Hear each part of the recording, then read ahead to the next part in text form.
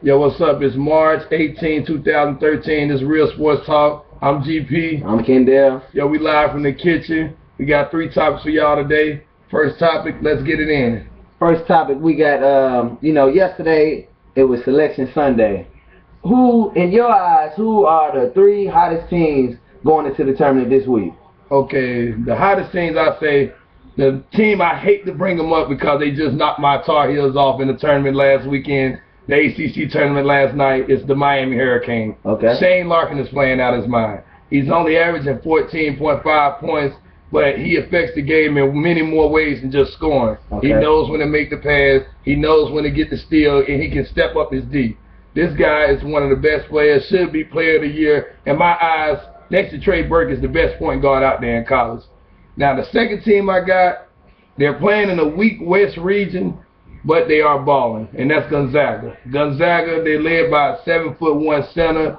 He's averaging 17.5 points a game, 7.2 rebounds, 1 block, and he's also shooting 78% for the free throw. Yeah. So when you got a big man, Kelly Olynyk, I don't know nothing about you, but you just came out of the blue this year and dominated your conference. So Gonzaga, they're definitely a contender. Watch out for them, but I don't really believe in them if they play Wisconsin. Y'all just hot right now. They're hot, but I don't think that they can get through Wisconsin. But that West region, the weakest region out there. Third team, Rick Pitino, Louisville. Okay. Louisville is playing great basketball. They led by Peyton Seaver and Russ Smith. Russ Smith averaging 18 points a game, 2 steals, 3.5 assists. So they're good because they got Peyton Seaver. You know, he's driving the car. So Russ Smith, he's scoring out there on the wing, and they coached by one of the greatest coaches in basketball. So I think those are the greatest, hottest teams coming in the tournament now. What about you? It's simple as that, man. I mean, I'm going to go with you. I'm going to go with Miami. You know, you had Miami Hurricanes. I got to go with Miami, too. You know, they won that ACC champ. They the ACC champs for the year. I got to go with Miami. You know, they lead by, Shane Larkin. You got Durant Scott. And then you also got Julian Gamble. You know, those guys are all grown men. They balling right now. They hot, you know. Yeah. So I got Miami. All right. Next, I'm going with a small team. You know, they don't get a lot of recognition and publicity, but I'm gonna go with the St. Louis University team. You know, those guys are balling. You know, they don't have one star player. You know, they have a couple good role players, and you know they got a good coach. Their record right now, they 27-6, and they currently at a 4th seed. You know, the reason why I got those guys as one of the hottest teams out right now going into the tournament because they beat Butler 3 times this year. And they beat VCU twice this year. So that alone, you know, that speaks volumes for a small team like them. Of course. Last team I got, you know, that I chose, you know, one of the hottest teams going into this tournament right now, I got Memphis going in. You know, their record since December the 20th, check this out, 24-1. Their only loss came to Xavier by 2 points. Yeah, Memphis playing. I mean, they in beast mode right now. So when we say the topic is the hottest teams going to the tournament, that's what you got right there. They 24-1 since December the 20th. Those guys are balling lights out. Once again, I mean, they got a couple star players, but for the most part, man, college basketball, it's kind of up in the air, man. You got a lot of good teams. You got role players. It's a team we ain't mentioned, Kansas. We didn't mention Kansas. They dominated their tournament, winning every game by a 20-point margin. But we're used to seeing this out of Kansas. Bill Self, you're there every year. Exactly. So we expect that from you. Great coach.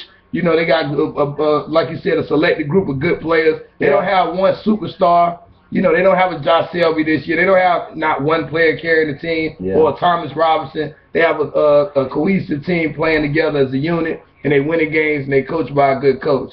Now, the next topic we got. What we got? Boston Celtics playing the Miami Heat tonight. What Miami going for? They going for win number 23, 22? Yeah, 23. 23. Right now they tied with Houston. But this is the thing. Boston Celtics was the team that broke Houston 22-game winning streak. Okay. So is this the night that Boston Celtics end Miami win streak?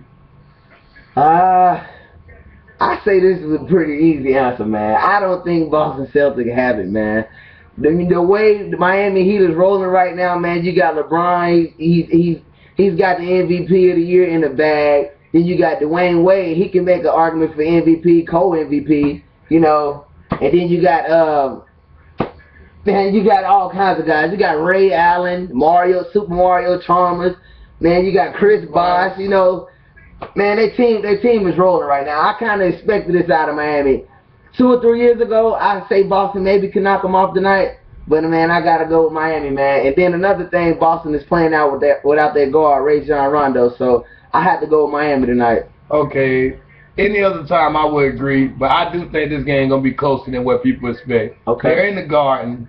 Kevin Garnett is not going to lay down. He has heart. Yeah. Avery Bradley is one of the best on-ball defenders in the NBA. And then you got the truth, Paul Pierce. Okay. They're going to get up for this game. Paul Pierce is on record saying he hates Miami. He wants them to lose every game. So they're going to play their hardest to try to knock Miami off. Remember, Miami, the last game Rajon Rondo played was the game before Miami. So he never got to play that Miami game. And Boston won in double overtime. So do I think Miami's going to win? I hope so. But if they're going to lose, I think this will be the night they take a loss in the Garden. Okay. Okay, we got Chad Ochocinco. Say Houston has interest in Chad Johnson.